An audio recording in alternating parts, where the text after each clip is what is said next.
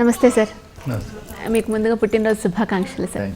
Sir, మీ ఇంటర్వ్యూలోకి వెళ్లే ముందు మీకు వెరీ వెరీ స్పెషల్ మీ కుటుంబ సభ్యులు మీకు హెచ్ఎంటీవీ ప్రేక్షకుల సమక్షంలో జన్మదిన శుభాకాంక్షలు చెప్పాలనుకుంటున్నారు సార్. వాళ్ళకి సార్ పిలుద్దాం. మేడం.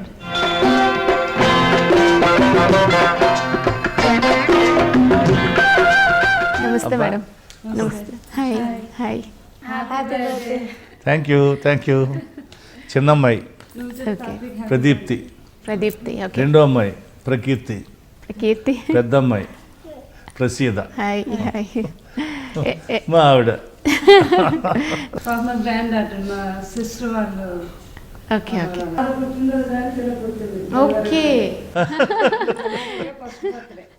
అవునా? హ్యాపీ బర్త్డే నీకు కూడా. హాయ్ పై నీకు కూడా హ్యాపీ బర్త్డే. Thank you.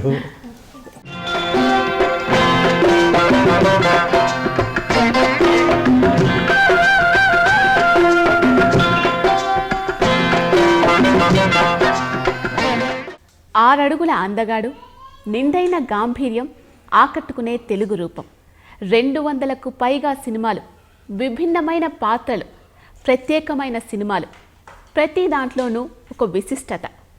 ఇవాల్టితో ఆయన తన 50వ సినీ ప్రస్థానంలోకి అడుగుపెట్టబోతున్నారు. అంతేకాకుండా ఈరోజు ఆయన పుట్టినరోజు కూడా. ఆయనే రెబల్ స్టార్ కృష్ణంరాజు గారు.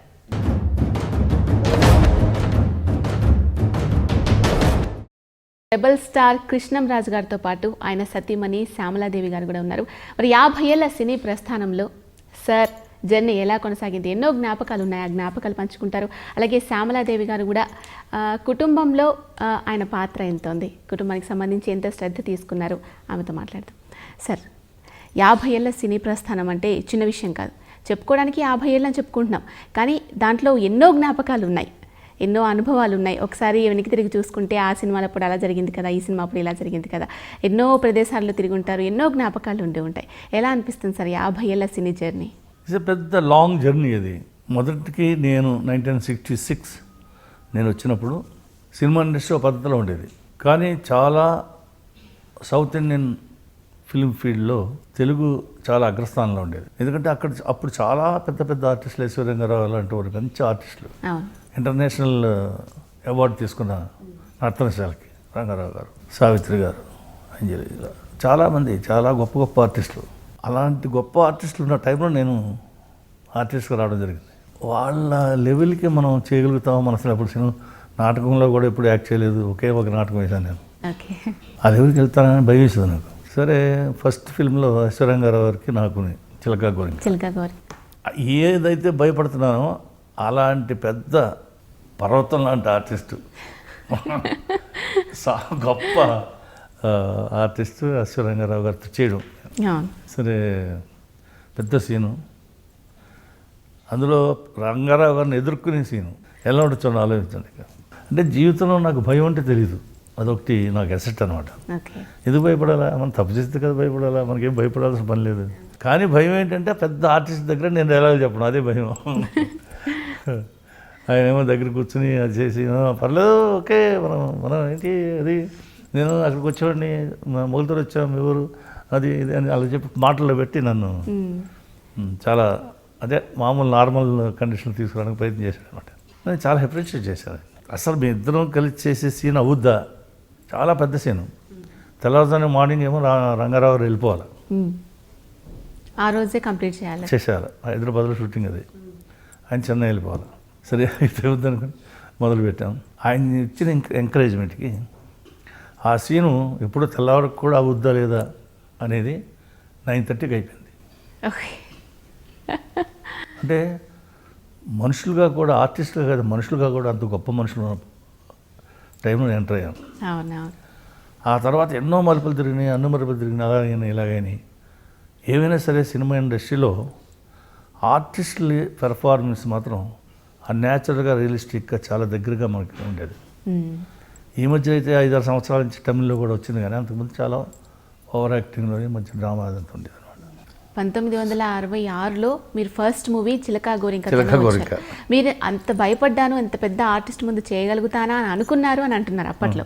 కానీ ఆ మూవీకి మీకు ఫస్ట్ మూవీ అయినా కానీ నంది అవార్డు వచ్చింది. నంది అవార్డు కాదు, పెద్ద అవార్డు నా రంగారావు గారు. ఆయన అయిపోయిన తర్వాత పొద్దున్నే ఫ్లైట్ ఎక్కి అక్కడ దిగాడు చెన్నైలో. దిగి వచ్చిన అందరితో ఆ కుర్రాడు కొత్త కుర్రాడే ఇచ్చి బాబు ఏం చేశాడే ఆడు. ఆ అవార్డు కంటే కూడా గొప్ప ప్రశంస అది. అంతే కదా మరి. ఈ అవార్డులకి వాటిని ఎందుకు పనికి వస్తాయి. ఆయన మహానుభావుడు రంగారావు గారు వచ్చి అందరిని పిలిచి నెక్స్ట్ షూటింగ్ వెంటనే షూటింగ్ వెళ్ళాడు. ఆ షూటింగ్లో అందరితో డైరెక్టర్తో ఎప్పుడు అందరితో ఓరే ఆ ప్రతిఘాతం చాలా గొప్పని పెట్టాడే, చాలా గొప్పడాడు అన్నాడు అనమాట. దాంతోనే సక్సెస్ వచ్చేసింది మీకు, కాన్ఫిడెన్స్ అది.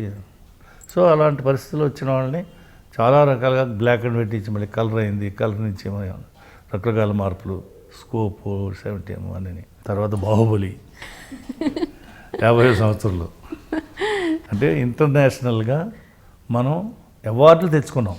సచిత్ రాయ్ కానీ మృణాల్ సేన్ కానీ ఎవరిని చూసినా మనంతా కూడా ఆఖరికి మనం చాలా పెద్ద పెద్ద సినిమాలు కాకపోయినా గొప్ప సినిమాలు, కళాఖండాలు అలాంటి అవార్డులు తీసుకున్నాం. కానీ స్పీల్బర్గ్ లాగా పెద్ద గొప్ప కమర్షియల్ సినిమా, హాలీవుడ్కే కీర్తి తెచ్చే సినిమాలు మనం చేస్తామా, మన వాళ్ళు ఎవరిని తీస్తారా అని ఒక ఆశ ఉండేది. అది బాహుబలితో తీరిపోయింది. బాహుబలి సినిమా ఢిల్లీలో చూస్తుంటే హిందీ వాళ్ళంతా కూడా తెలుగు కూడా ఎవరు తెలియదు అసలు. ప్రభాస్ తెలుగు కానీ నేను ఏదో కొంచెం ఏదో భక్తి కన్నప్ప అవే ఎప్పుడో కొన్ని డబ్బింగ్ అయ్యి సినిమాలు చూసి కొంతవరకు తెలుసు. అలాంటిది వాళ్ళు ఆ సినిమా చూసి ఓయ్ ఏం సినిమా అండి అని అందరూ మెచ్చుకుంటుంటే ఆఖరికి ఏమైపోయిందంటే బాహుబలి ఆవిడ వెళ్తే బాహుబలి మదరండి, నన్నేమో బాహుబలి పెదనాన్న గారండి ఇలాగనమాట. ఓ అట్లాగా అంత గొప్ప పేరు తెచ్చే సినిమా.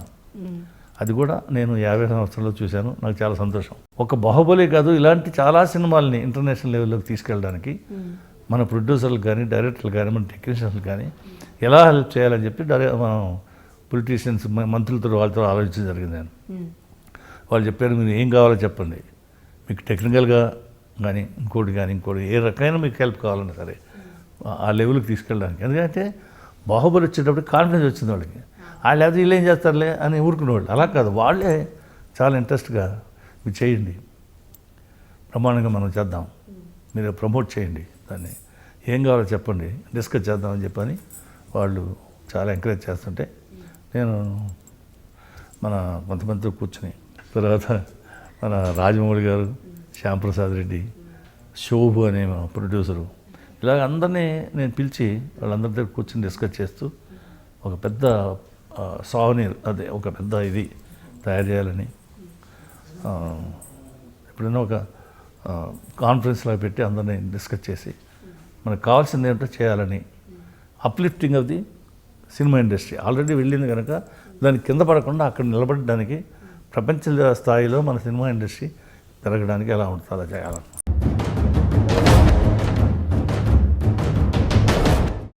చూడండి మేడం, బాహుబలి మూవీ గురించి సార్ ఎంత ఎక్సైట్మెంట్గా చెప్తున్నారు. ఆ ముఖంలో కనిపిస్తుంది ఆనందం అంతా కూడా. మనం కూడా చేయగలుగుతాం, ఆ రేంజ్లో మనం వెళ్ళగలుగుతాం, మనకు కూడా ఉంది టాలెంట్. అది వాళ్ళు అప్రిషియేషన్ చేస్తూ ఉంటే పక్కన వాళ్ళందరూ కూడా సూపర్ అని చెప్తూ ఉంటే చాలా హ్యాపీగా ఫీల్ అవుతున్నారు. బాహుబలి మదర్, బాహుబలి పెదనాన్న అని అంటూ ఉన్నప్పుడు మీకు ఎలా అనిపిస్తుంది? చాలా పెద్ద ఎనర్జీ అండి మాకు అది. బాహుబలి మదర్ అనిపించుకోవడం, అలాగే మా బాహుబలి ఫాదర్ అనిపించుకోవడం, దానివల్ల మాకు ఇంకా ఆయుష్ పెరిగిందమ్మా.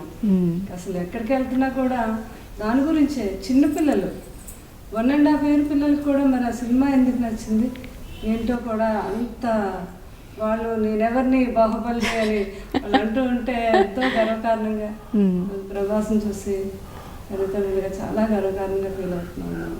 చాలా గ్రేట్ మూవీ. సో మీరు కూడా చాలా సందర్భాల్లో కూడా బాహుబలి సూపర్ డూపర్ సక్సెస్ అవుతుంది, ఇది 2 పార్ట్లు కాదు 5 పార్ట్లుగా తీసినా కూడా చాలా సూపర్ సక్సెస్ అవుతుంది అని అన్నారు.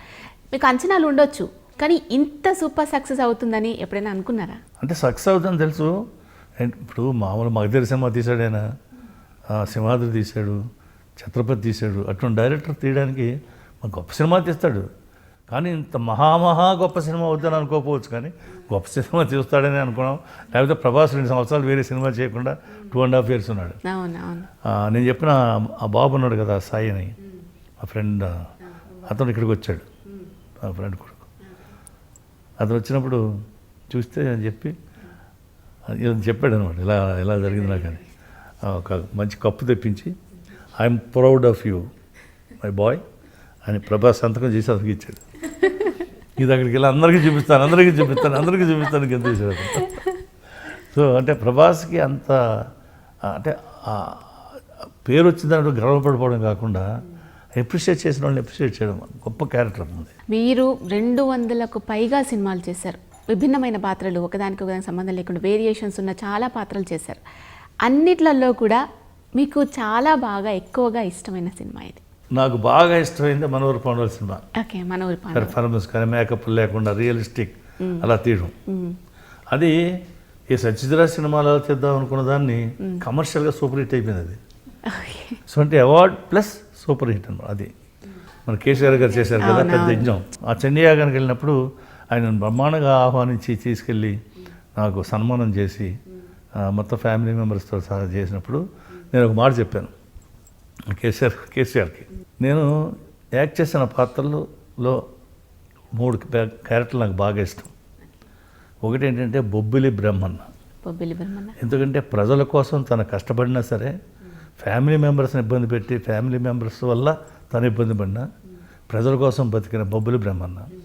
రెండవది మొట్టమొదటిసారి స్వాతంత్ర్య పోరాటంలో చేసిన తాండ్ర పాపారాయుడు, తెలుగువాడు. మూడోది భక్త కన్నప్ప. అందులో కన్ను ఇచ్చినంత మహా భక్తుడు.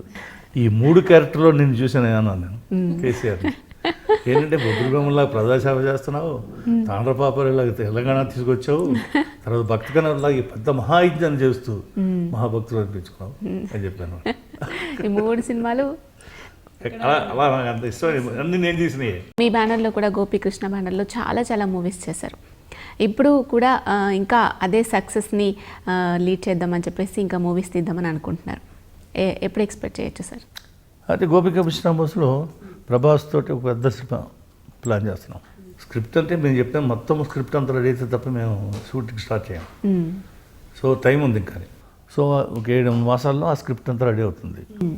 స్క్రిప్ట్ ప్రభాస్ విన్నాడు, చాలా నచ్చింది అతనికి. ఓకే, సరే నేను ఇంకా మొత్తం అంతా అయిన తర్వాత నేను అవుట్లైన్స్ విన్నాను. మొత్తం అంతా చాలా బ్రహ్మాండంగా ఫ్యామిలీ ఇదిని ఎక్సైట్మెంట్ అంతా ఉంటూ, సెంటిమెంట్, ఫ్యామిలీ సెంటిమెంట్, డ్రామా ఉంటూ, న్యాచురల్గా రియలిస్టిక్గా మంచి సినిమా ఉంటుంది. చాలా గొప్ప సినిమా, చాలా మంచి కథ. ప్రభాస్కి నచ్చిందంటే నాకు కూడా నచ్చింది డెఫినెట్గానే, మాకు ఇద్దరికి నచ్చింది. ఇప్పుడు ఎందుకంటే ప్రభాస్కి నచ్చడం అంటే ఇప్పుడు యూవీ క్రియేషన్స్ ఎంత బ్యాక్గ్రౌండ్ ఇస్తున్నాయి, కథ గురించి వాటి గురించి ఆలోచించి నేను ఎలాగైతే గోపీకృష్ణ మూవీస్లో అప్పుడు ఎలాగైతే ఆలోచించి బ్యాక్గ్రౌండ్లో నేను నా సలహాలు, నా పార్టిసిపేషన్ ఉండేదో, అలాగే ఇప్పుడు ప్రభాస్ చాలా ఇంట్రెస్ట్గా స్టోరీ మీద డిస్కషన్ కానీ అది కానీ. ఇప్పుడు ఈరోజు ఈ ఎక్స్ప్రెస్ రాజా సినిమా సక్సెస్ అయిందంటే బ్యాక్గ్రౌండ్లో అతను కూడా సబ్జెక్ట్ మీద ఆ కథ డేర్గా సబ్జెక్ట్స్ తీసుకోవడం, అలాగా ఎక్స్పెరిమెంటల్గా సబ్జెక్ట్స్ తీసుకోవడం చేయడం అంచేత అతనికి నచ్చిందంటే డెఫినెట్గా చాలా గొప్పగా ఉంటుంది. నాకు చెప్పక్కర్లేదు, ఇంకా మీరు తయారు చేయండి. అవుట్లైన్ చెప్పారు, చాలా బాగుంది అని తయారు చేయమని చెప్పాను. బట్టి తయారు చేస్తాను. ఓకే, మీరు ఇంతకుముందు చెప్పినట్టు బొబ్బిలి బ్రహ్మన్న కావచ్చు, తాండ్ర పాపారాయుడు, అలాగే మన ఊరి పాండవులు, భక్త కన్నప్ప, ఎన్నో మీకు ఇష్టమైన మూవీస్ ఉన్నాయి. అమరదీపం, కృష్ణవేణి, అమరదీపం. మరి బొబ్బిలి బ్రహ్మన్న ఒక రకంగా మీ తాతగారు అంతకుముందు 40 ఊళ్ళు, చుట్టుపక్కల ఊళ్ళు కావచ్చు, ఆ ఊరికి సంబంధించి ప్రజలను బాగా చూసుకోవడం, తీర్పు చెప్పడం, అవన్నీ కూడా చేసేవారని విన్నాం. పోలీసులు వచ్చేవారు కాదు ఆ 40 ఊళ్ళలో, పోలీస్ ఎంట్రీ ఉండేది కాదు. మొత్తం తాతగారు, పోలీస్ లేదు, కోర్టు లేదు, ఆయన కోర్టు, ఆయన పోలీసు. ఆయన స్ఫూర్తిగానే మరి ఆ మూవీ చేశారా? ఎలా జరిగింది? స్ఫూర్తి అంటే ఇంకా అంటే రాఘవేంద్రరావు గారు ఒక మంచి ఐడియా తీసుకున్నాడు. ఇలాగా ఒక మంచి చేస్తే బాగుంటుంది. ఎందుకంటే తప్పు ఎక్కడ జరిగిందో అక్కడే న్యాయం చెప్పాలి అనే పాయింట్ మీద వాళ్ళు చేశారనమాట. దానికి అప్పుడు ఇవన్నీ హెల్ప్ అయినాయి. మా గ్రాండ్ ఫాదర్ వాళ్ళది, తర్వాత మీకు చాలా ఇన్సిడెంట్స్ అలాగా వర్కౌట్ అయినాయి అనమాట. మీ టైంలో ఏదైనా సినిమా చేస్తున్నారు అని అంటే ఆ సినిమాకి సంబంధించి అందరినీ సంప్రదించడం, ఈ సినిమా మన కెరియర్కి ఏ విధంగా ఉపయోగపడుతుంది, ప్రజలకు ఎలా వెళ్తుంది అని చాలా శ్రద్ధ తీసుకొని చేసేవారని విన్నాం. అవును, నిజమేనా? అవును. ఎందుకంటే ఇప్పుడు నేను పైకి వస్తాను, నాకు అవుద్ది, నాకు ఇదని కాదు, ఆడియన్స్కి సాటిస్ఫై అయ్యే సినిమా తీస్తే ఆటోమేటిక్గా పెరుగుతాను నేను. ఇప్పుడు కృష్ణవేణి సినిమా స్టార్ట్ చేసినప్పుడు అందరూ నన్ను అయిపోయాడు వీడు అన్నారు. ఎందుకంటే ఆ రోజుల్లో హీరోయిన్ అంటే దూరంగా ఉండి డైలాగులు చెప్పాలి తప్ప అదిలాను చేయడానికి లేదు, ముట్టుకోవడానికి లేదు. రేపు చేసినప్పుడు వల్ల చేయకూడదు అనమాట. అలాగే అంత ఇదిగా ఉన్న పయస్గా తీయాలని అనుకునే టైంలో ఆ అమ్మాయి పొరపాటుని తనకు తెలుసో తెలియకో ఏదో పొరపాటు జరిగింది. ఆ పొరపాటు వల్ల అతను వెలివేసేలా అమ్మాయిని బతుకుండకూడదా, కానీ దాని ఎదురుకుండా అందరి ఎదురుకుండా మొహోడు తిరుగుతుంటాడు, పైకి గొప్ప చెప్పుకుంటాడు. తండ్రి కూడా నా కొడుకు ఇవాళ అక్కడికి వెళ్ళి వచ్చారా, దాని దగ్గరికి వెళ్ళి వచ్చారా, దీని దగ్గరికి అని చెప్తున్నాడు. మరి కూతురు గురించి ఒక్క మాట కూడా తప్పు అయితే, పొరపాటు తప్పు అయినా సరే ఎందుకు సపోర్ట్ చేయడు అని ఆ కృష్ణవేణి దీని జరిగింది.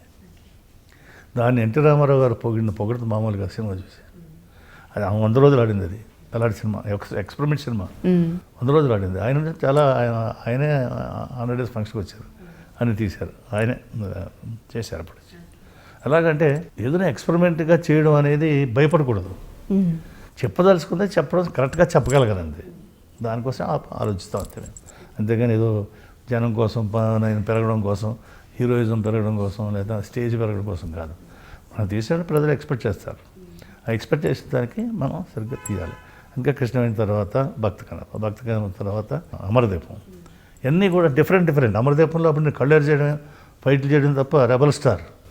అలాంటిది అమరదీపంలో ఒక ఫైట్ లేదు, ఒక్కసారి కళ్ళేరు చేస్తే చాలు మొత్తం థియేటర్ తప్పకుండా.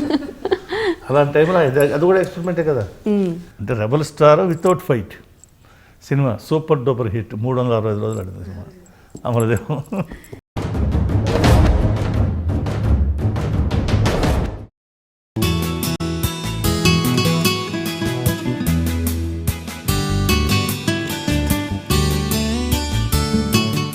మరి అప్పట్లో పారితోషికం కూడా తీసుకోకుండా కొన్ని మూవీస్ చేసామని విన్నాం, దానికి సంబంధించి క్లైమాక్స్ ఒకటి చెప్తాను మీకు.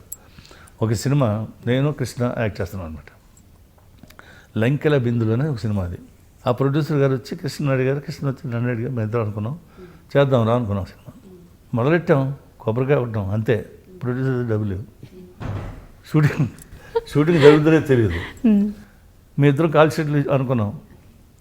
సరే అనుకున్నాం, మీ ఇద్దరు ఏమనుకున్నాం అంటే, ఇగో ఇవాళ నువ్వు కాఫీ టిఫిన్లు అన్నీ పెడితే ఈ కెమెరా ఖర్చు మిగతా ఖర్చు నేను పెట్టుకుంటాను అని మీ ఇద్దరు డివైడ్ చేసుకుని ఆ సినిమా పూర్తి చేసాం.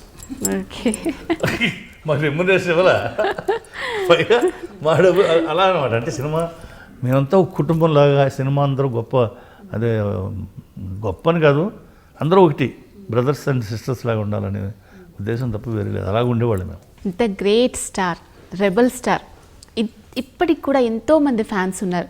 ఈయన ఒక మూవీలో చేస్తున్నారు అని అంటే పర్టికులర్గా సార్ కోసమే చాలామంది వెళ్ళే వాళ్ళు ఉన్నారు. పాత వాళ్ళు కావచ్చు, ఇప్పుడు కొత్త వాళ్ళు కావచ్చు. చాలా మూవీస్ ఇప్పుడు రీసెంట్గా కూడా చేశారు, ఎవడే సుబ్రహ్మణ్యం, చండి, ఇట్లా చాలా మూవీస్ చేశారు.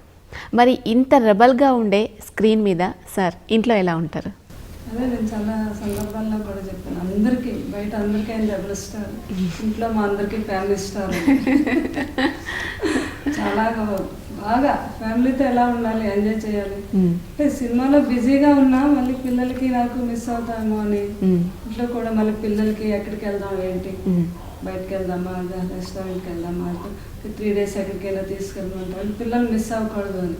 అలా ఎవరిని ఇబ్బంది పెట్టుకుంటా అందరినీ హ్యాపీగా ఉంచడం అన్నదే కృష్ణరాజు గారి క్యారెక్టర్.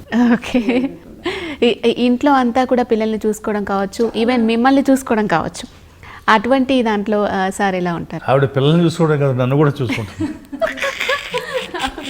సార్ కూడా పిల్లవారే, నాతో అంటూ ఉంటారు, పిల్లలు ముగ్గురే కాదు వాళ్ళతో పాటు ఆయన కూడా 4. అంటే ఆయన క్యారెక్టర్ ఏంటంటే నలుగురికి పెట్టడం, నీకు ఆకలి వేస్తుందో లేదో ఆయనకు తెలుసు, కానీ ఆయన ఆకలి ఆయనకు తెలియదు, మీకు తెలుసుకొని నేను ఆయన భోజనం పెడుతూ ఉంటాను. అదే ఆయన క్యారెక్టర్. ఓకే సార్, నన్ను కూడా చూసుకుంటాను నా పిల్లలతో పాటు. శ్యామలాదేవి గారి గురించి మీరు అదే చెప్తాను కదా, నన్ను కూడా ఏంటంటే మామూలుగా మనకు జోక్ ఉంది, ప్రొఫెసర్ రా అని. అంటే ప్రొఫెసర్ అంటే అన్నీ మర్చిపోతాడు అది.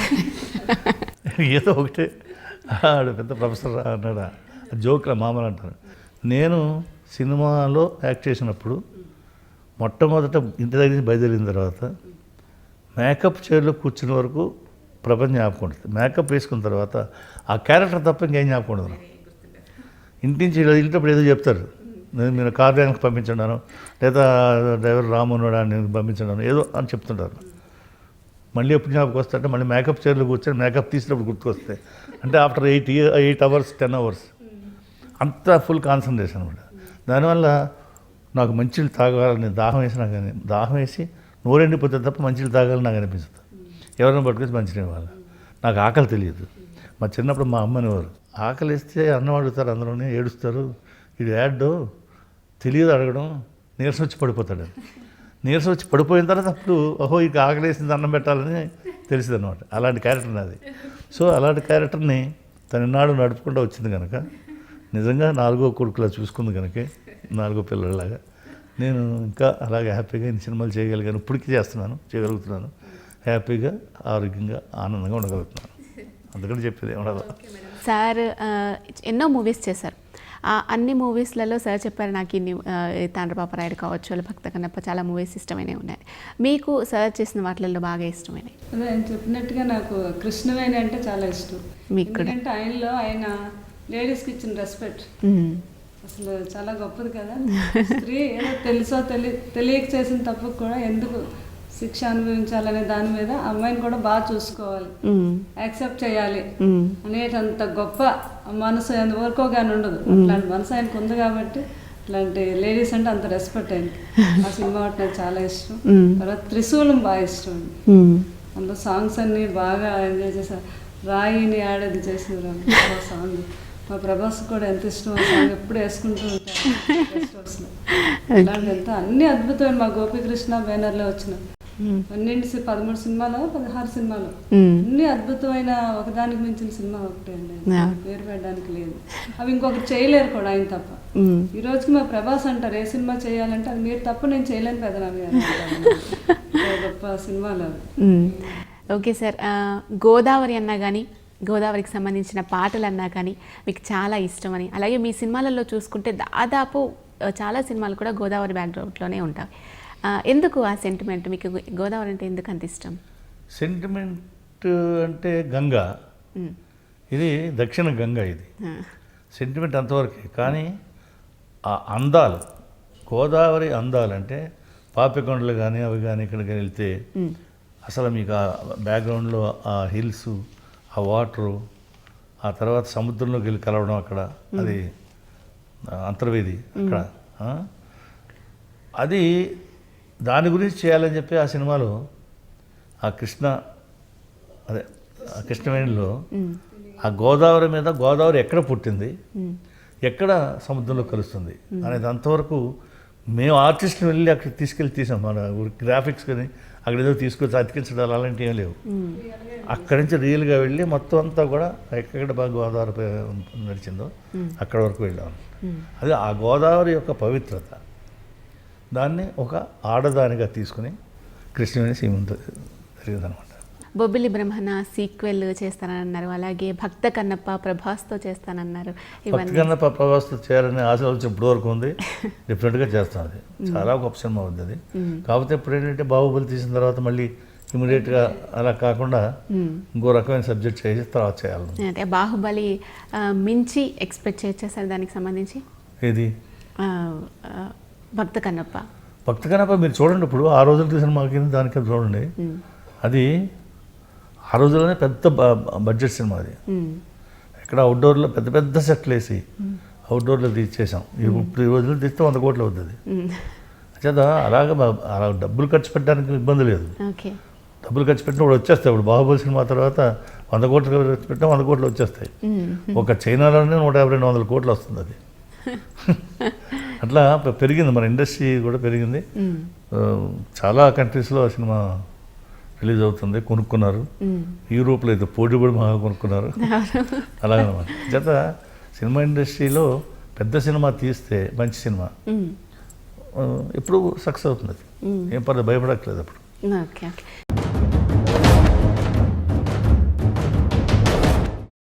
షూటింగ్ పరంగా చూసుకున్నట్లయితే సార్ మీ టైంలో ఉన్నప్పుడు పర్టికులర్ టైం ఉండేది, మార్నింగ్ 6 నుంచి ఈవినింగ్ 6 వరకు చేసుకుని దాదాపు 30-40 రోజుల్లో ఒక సినిమా కంప్లీట్ అయిపోయి, మీకు పర్సనల్గా చూసుకుంటే ఒక సంవత్సరంలో దాదాపు 10 సినిమాలు మీవి రిలీజ్ అయ్యేవి.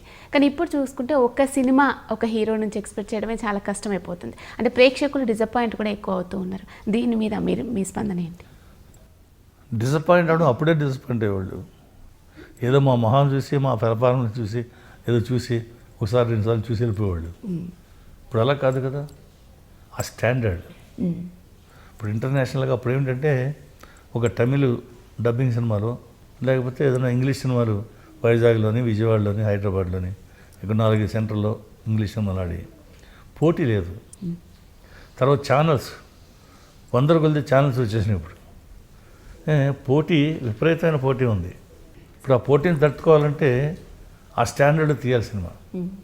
అప్పుడులాగా ఏంటంటే ఇప్పుడు మాది ఎక్కువ సినిమాలు యాక్ట్ చేసినప్పుడు తీసేది ఏంటంటే ఒక సజెషన్ షాట్, క్లోజ్ షాట్, మళ్ళీ urgent suggestion shot, close shot, ఒక లాంగ్ షాట్ పెట్టి కెమెరా పెట్టేసి రావడం పోవడం ఆ సినిమాలో 2 అయిపోయింది సినిమా, అదే సీన్ అయిపోయింది.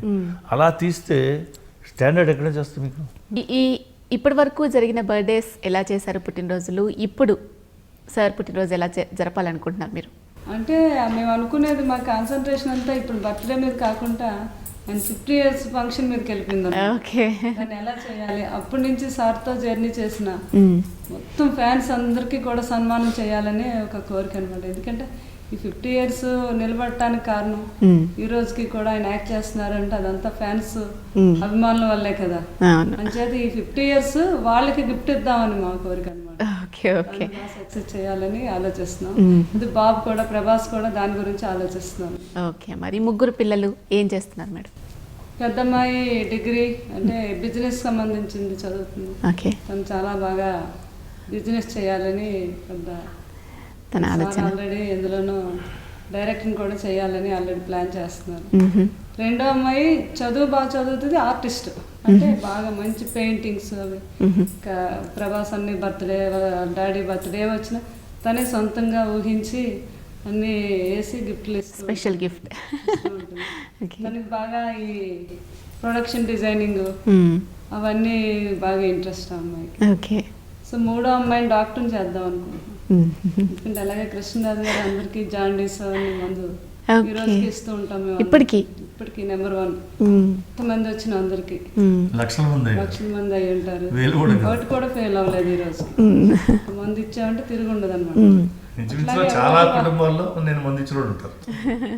సార్ లాగా తను కూడా ఒక డాక్టర్ అయ్యి యాక్టరు, తర్వాత డాక్టర్, దానికి వారసుడు ప్రభాస్ ఉన్నారు కదా, డాక్టర్ గా వారసురాలు కూడా ఉండాలని ఆ అమ్మాయిని డాక్టర్ చదువుతాం.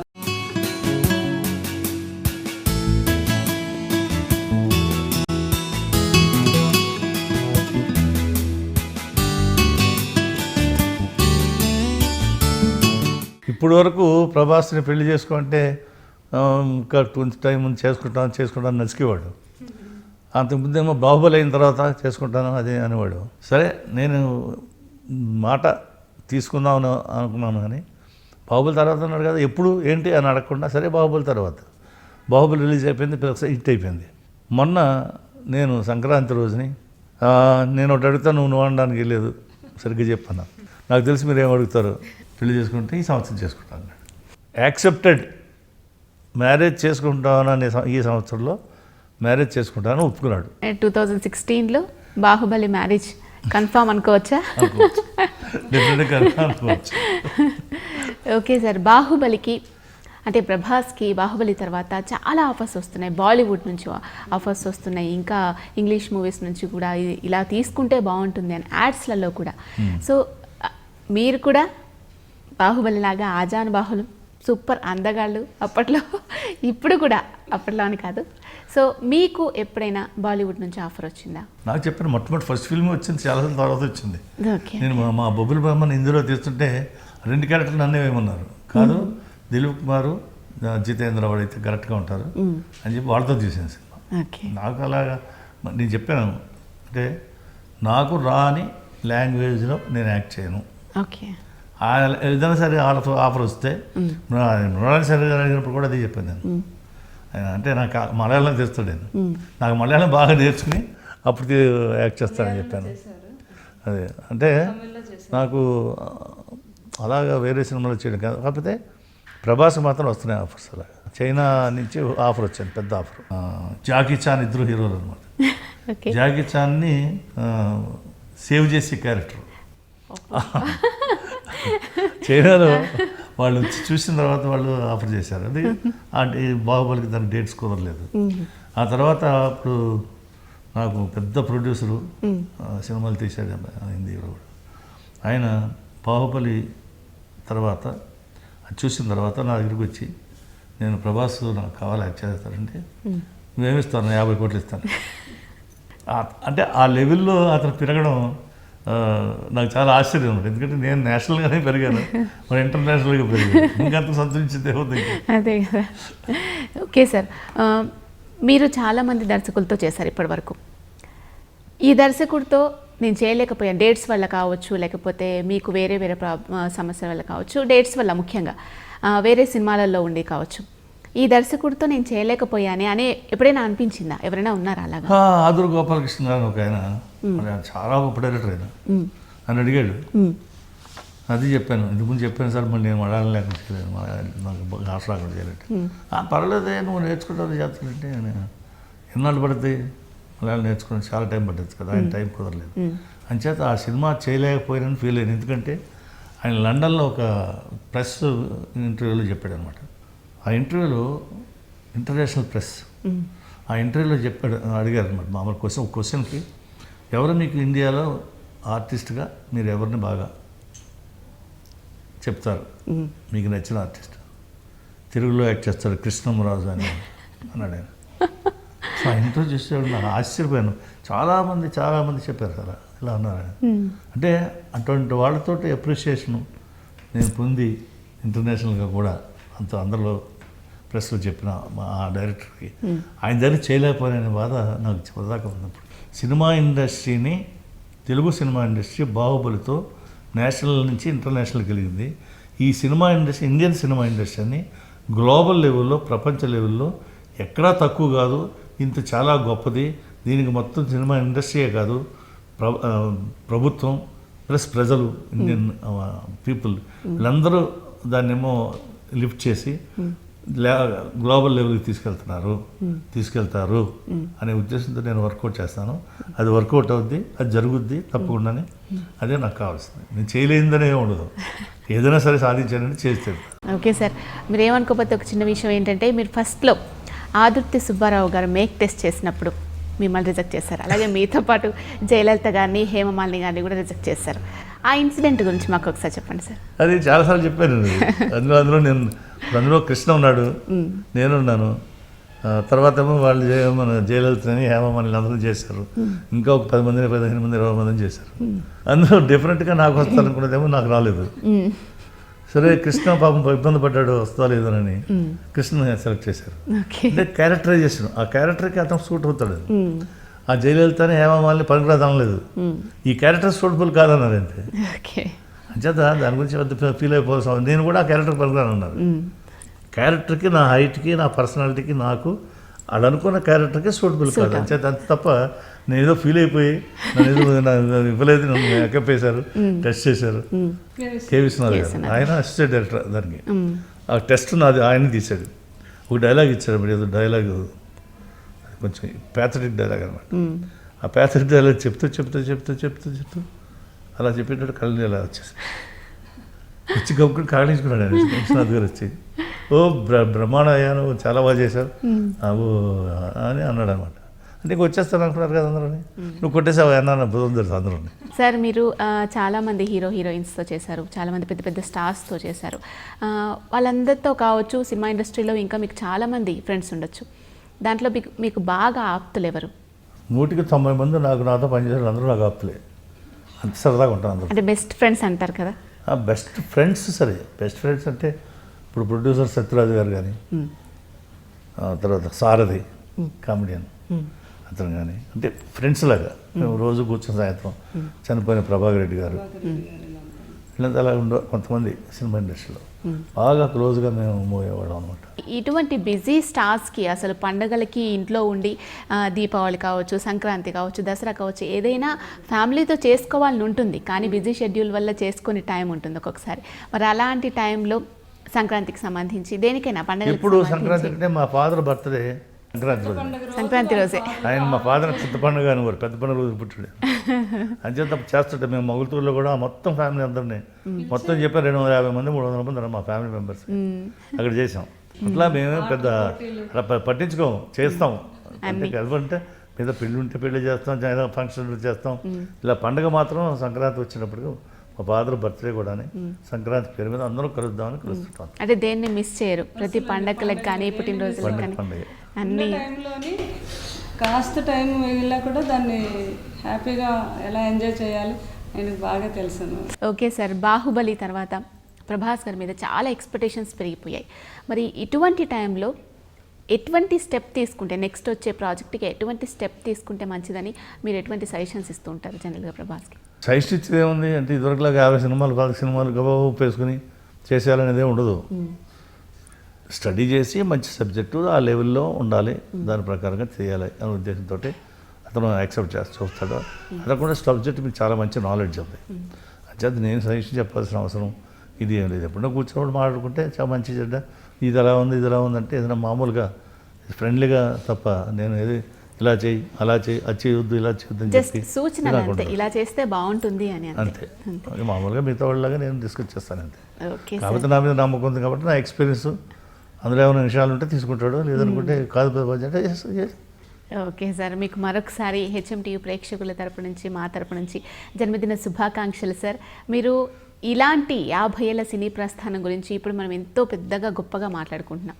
ఇదే ప్రస్థానాన్ని మీరు ఇంకా ముందు ముందు చాలా అద్భుతంగా సాగించాలని మనస్ఫూర్తిగా కోరుకుంటున్నాం. Thank you so much. Thank you thank you madam.